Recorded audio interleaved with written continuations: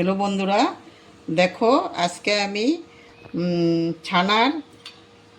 ছানার মিষ্টি করেছি। তোমরা সম্পূর্ণটা দেখবে কীভাবে করেছি, তাহলে তোমরা বুঝতে পারবে। তারপরে চলো কিভাবে করেছি সম্পূর্ণটা আমি দেখাচ্ছি। তার জন্য আমি কিছু ছানা নিয়েছি। ছানাগুলোকে এখন প্রথমে আমি একটু ভালো করে মেখে নেব।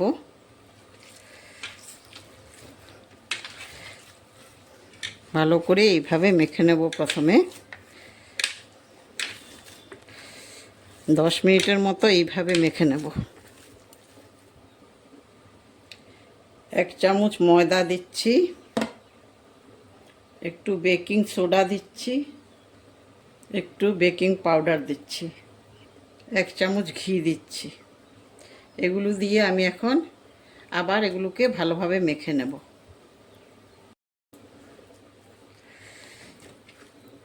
সবগুলোকে আবার ভালোভাবে মেখে নেব আমি।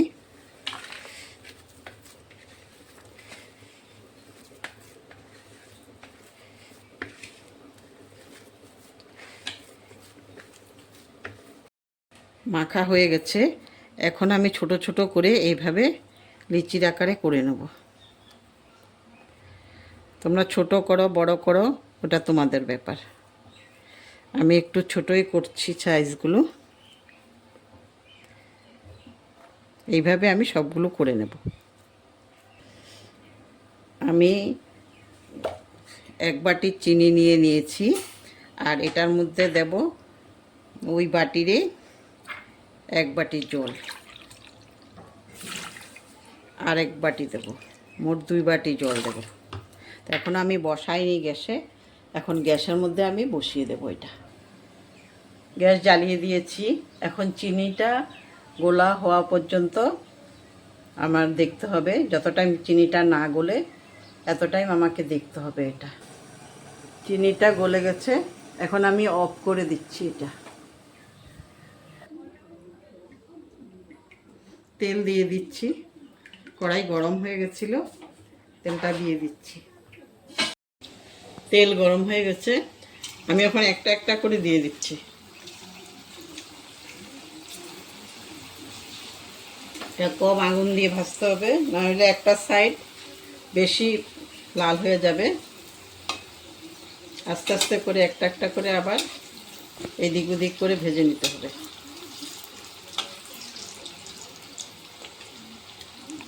আমি দিয়ে দিচ্ছি সবগুলো।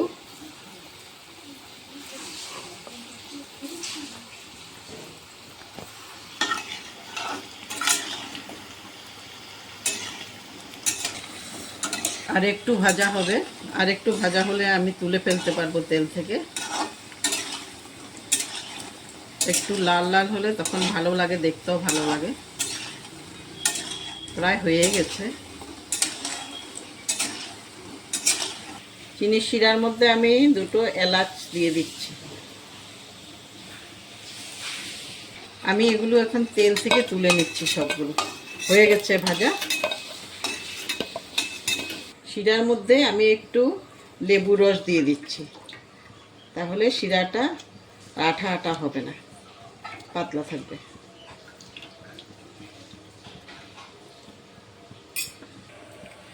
আমি শিরার মধ্যে এখন মিষ্টিগুলো ছেড়ে দিচ্ছি। একটু যখন গরম হবে, আগের তো শিরা করা ছিল, একটু গরম হলে যখন শিরাগুলো ঢুকবে, তারপরে আমি নামিয়ে 1-1.5 ঘন্টা রেখে দেব। একটু এখন থাকবে, একটু গরম হলে তারপরে নামাবো। হয়ে গেছে। দেখো বন্ধুরা কত সুন্দর হয়েছে। এখন কিছু টাইম থাকলে আরও ফুলবে এগুলো। তোমরা কে কোথায় থেকে দেখছো সবাই কমেন্ট করে বলবে আমাকে কেমন হয়েছে। আর তোমাদের বন্ধুদের কাছে একটা করে শেয়ার করে দেবে। আর সাবস্ক্রাইব করতে ভুলবে না যারা ইউটিউব থেকে দেখছো। আর যারা ফেসবুক থেকে দেখছো, আমার চ্যানেলটা ফলো বটনটা প্রেস করে দেবে। আর সবার বন্ধুদেরকে একটা করে লাইক আর শেয়ার করতে বলবে। Thank you.